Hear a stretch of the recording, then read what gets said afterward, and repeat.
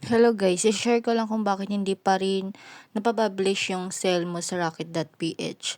Ito guys, for June 1, magiging okay na. Pero, may mga policies sila na bawal guys. So, basahin nyo lang po yung mga nila policy. Kagaya po ng fake ID. Kaya po kasi dito na i-edit sa Canva yung mga ganito. Yung mga PhilHealth, Pag-ibig, driver license, postal ID. Yun po yung mga pinagbabawal ngayon kasi po guys, legal documents po yun guys. So, mga editing sang legal documents, kayang-kaya kasi sa Canva. So, yun po yung nila, marami kasing mga ngayon guys, scammers. So, yun po yung inaano nila, yung binabawal nila.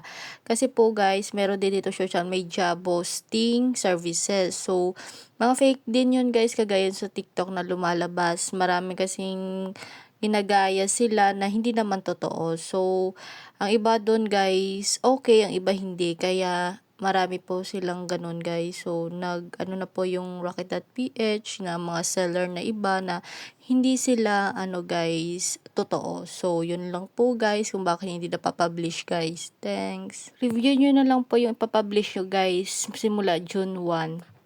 Bye! Yun lang po.